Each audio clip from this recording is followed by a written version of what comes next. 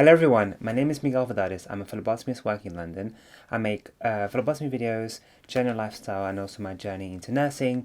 So if you're interested in that kind of videos, then please consider subscribing and join the family. So in this video I want to talk about the differences between the UK and the US when talking about phlebotomy.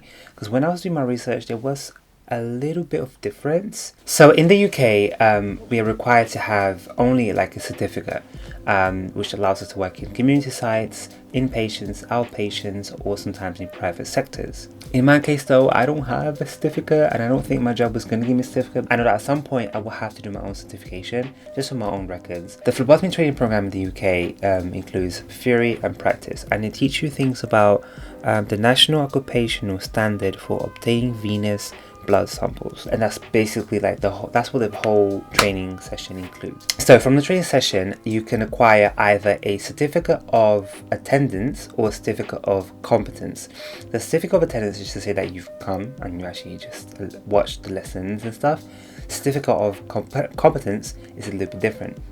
They probably would have to do an exam to assess your clinical ability, and then also they do a supervisionary role as well, so probably it's an exam and so some supervision, and then they give you the competence certificate, which then with that certificate you're able to go to NHS places and NHS constitutions, NHS hospitals, and not even just NHS hospitals, any hospital in general, and just apply it through there. As I was doing my research, I wasn't 100% sure how long these training courses last, but one course that I found said that they aim to have students bleeding after 10 to 15 hours of lessons.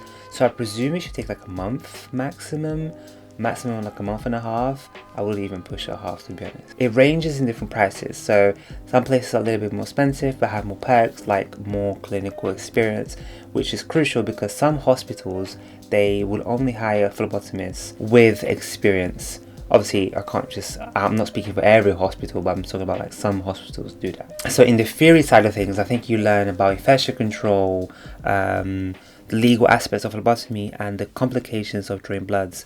And these things makes it well-rounded, competent phlebotomist to start your job, basically. Now in the US it's a little bit different, guys. I'm gonna be looking over here because there is a lot of things that I wrote down and I don't want to miss out any crucial information. In the US it depends on the state, so it can range from like 8 weeks to 1 year.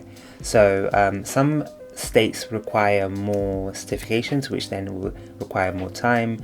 In the US, the phlebotomy course is literally an actual degree done by a school and stuff, which is not quite expensive. I don't know the prices. I've really looked too much into prices. I don't know about tuition fees, okay? So in the US, this course includes lab techniques, anatomy, physiology, legal and ethics, medical terminology, and some other things. This course then equips you to do the NHA, which is an industry exam for certification, which was developed by the National Health Career Association.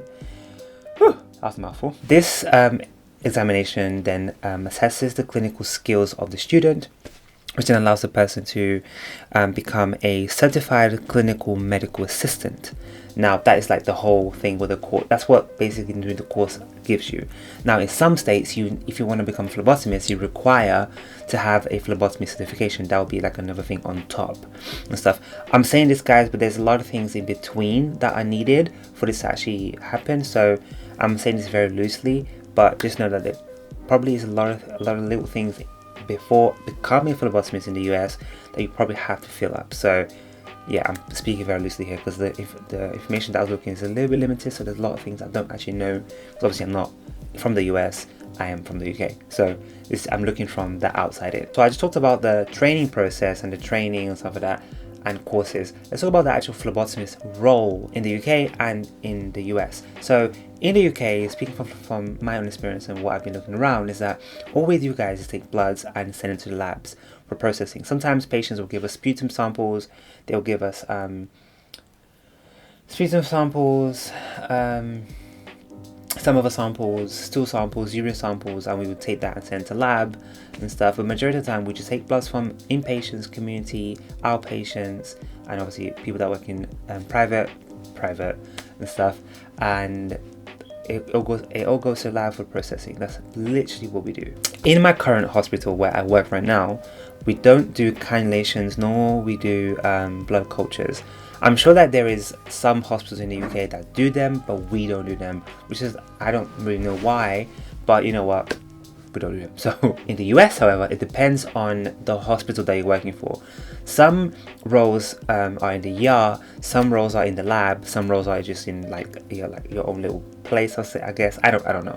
So if you work in the ER in the US as a phlebotomist, majority of the time you're gonna have a pager or a bleep. I'm not 100, don't quote me, because this is from what I've researched and stuff. So whenever there is like an emergency patient coming in and need bloods urgently, then they're probably gonna bleep you to come and do bloods for the patient. Or you can be working the late shift doing bloods around the clock and stuff with your colleagues, so like you guys rotate around, so there's always a 24-hour service of phlebotomy in the hospital. Some phlebotomist guys work hand in hand with the laboratory, so they get the requests, go to the lab, go to the patient, take the samples, go back to the lab, and then assist in the processing. So to conclude the video, guys, it is evident that the US does do a lot more than what we do in the UK, and it's nice because it makes the job less monotone and less repetitive. I do think though, guys, there are roles in the UK that are varied and does include phlebotomy,